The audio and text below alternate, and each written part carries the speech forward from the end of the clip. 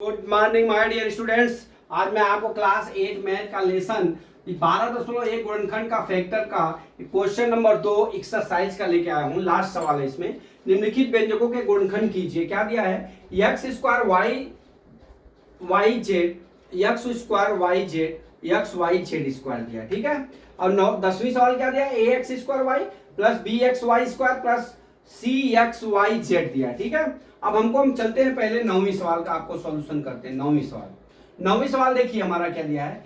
X square Y Z दिया है plus X Y square Z दिया हुआ है plus X Y Z square दिया हुआ है। ठीक है। अब देख लीजिए, इसमें एक्स कॉमन है, इसमें भी एक्स कॉमन है, इसमें भी एक्स कॉमन है, तो इसमें से हम पहले एक्स ले लेते हैं। ठीक है। तो अब क्या बच जाएगा हमारा? एक्स बच गया यहाँ पे। अब यहाँ पे क्या हो जाएगा? देख लीजिए, y पे भी यहाँ पे है, y पे है, यहाँ पे y कॉमन ले लिया, यहाँ पे भी z है, यहाँ पे भी z है, हमने z ले लिया।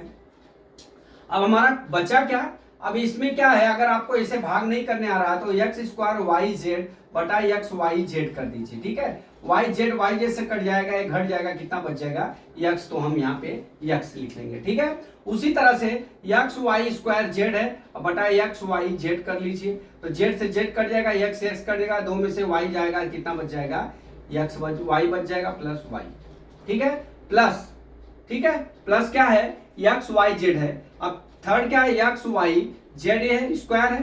ठीक है। बटा कितना हो गया? एक्स वाई जेड काट लीजिए, वाई से वाई कट गया, अब जेड दो में से कट जाएगा, कितना बच गया? जेड। ये हमारा आंसर हो गया।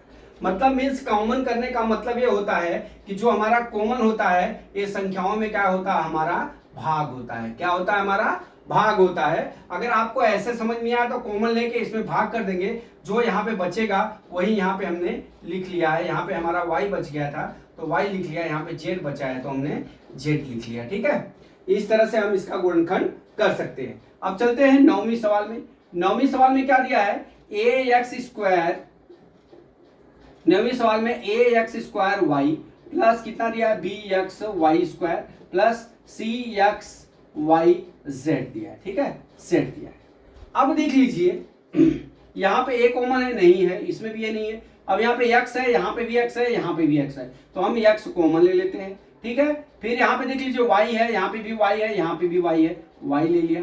अब हम क्या करते हैं? अब यहाँ पे z इसमें भी नहीं है, इसमें भी नहीं है, तो हम यहाँ पे लिखेंगे नीचे ए एक्स स्क्वायर वाई बटा क्या लिखेंगे? एक्स वाई, तो y से कट गया, बचा कितना? ए एक्स बचा, यहाँ पे हमने लिख लिया ए एक्स प्लस क्या बचेगा हमारा? ये पहला पार्ट हो गया। ठीक है। ये यहां से हमने पहला पार्ट किया। अब क्या दूसरा?